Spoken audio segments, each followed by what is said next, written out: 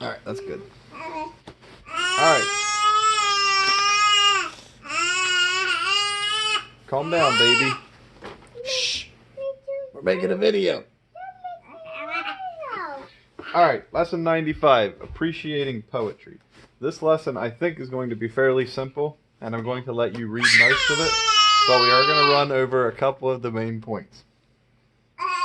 The ones that are in italics, but I would like you to read what they mean. So, the first point is when you're reading poetry, it takes a little bit, you have to think about it a little more than you would a story when you're reading it to appreciate it. Number one, take time to understand the message of the poem. Pretty basic, but when you read a poem, sometimes the message is a little bit hidden. Can you write number one up there and what they're supposed to do? Oh, good, that is a number one. Sometimes you have to look a little deeper and think about what is the message or what are they actually trying to get across. All right, number two, when appreciating poetry, they read the poetry aloud to better appreciate its music and its message.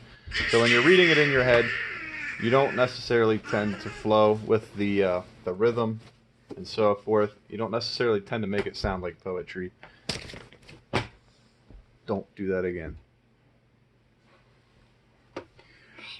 You don't necessarily tend to make it feel like poetry when you're saying it in your head.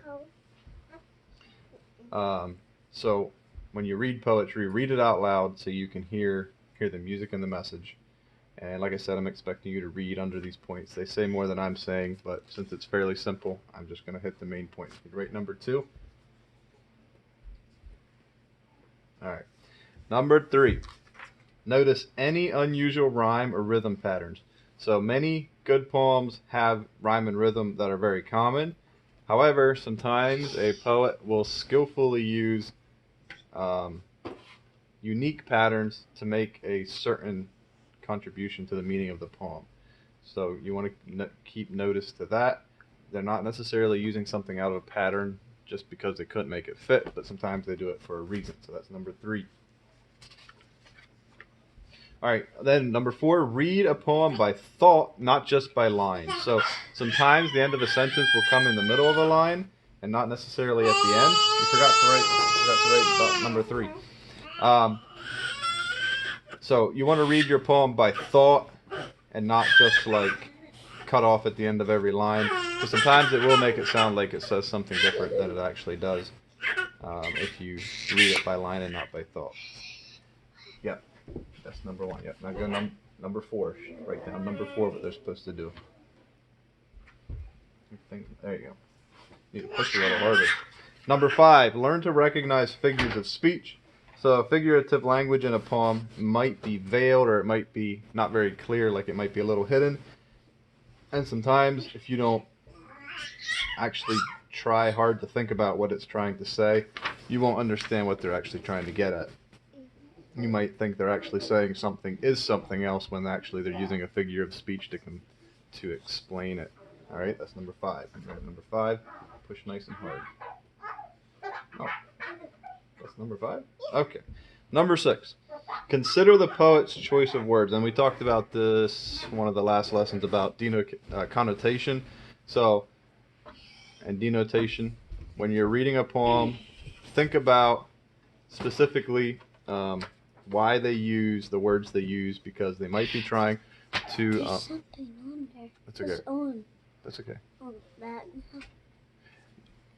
They've specifically used the words they use because they're trying to get across a certain point or feeling. All right. Now, applying the lesson. Read aloud the poem that you've selected to read to your class. You skipped that, so you won't necessarily have to do that. Oh, you forgot to write number 6 up here for what you're supposed to do. All right, part B. Read the following poem and do the exercises below. So I'll let you read that. Read it out loud to yourself. And then number 1. I'm just going to run through these because sometimes on these some of you don't write out all they want. So number 1, give the complete name of the rhythm pattern. So what they want there is like if it's trochaic or dactylic or whatever, they want to know that. And then they want to know how many feet are in it. So is it a trimeter? Can't think of the one for 4 right now. Anyway, which one is that? And then, so those are the two things you need to give the complete name. Then they want to know how many lines the poem has. That's not real hard because they have them numbered.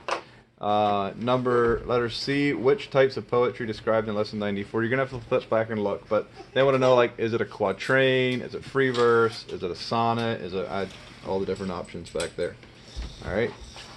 Number 2, 2 examples of alliteration. 3 examples of assonance. Remember that assonance has to be on an accented syllable. Also, talking about accented syllables, remember in number 1, part A, the way you count feet in a poem is by accented syllables. If you listen to the other videos, you'll know that already. Number 3, the poem shows a number of sharp contrasts. Okay, you can do that one. That shouldn't be too hard. Yeah, the rest should be fairly basic. Just make sure you don't just write in, like, think about it and try to come up with the right answers for those. All right. In the review, identify each of the underlined verbs as simple, progressive, and emphatic. If you don't remember that, turn back to lesson 70, but simple would be just the simple use of a verb. Progressive would be like if you're in the process of doing it, still progressing. And then emphatic would be like, for one example, you might say, I do see whatever, because that makes it emphatic to use a form of do. All right, yes. And do you want to show them what they're supposed to do? You want to draw something for them real quick? All right, here, let him draw something. All right, so, the that marker don't work? It worked for me. Is that good enough? That one doesn't work real good. All right, if you have any questions about this lesson, feel free to ask.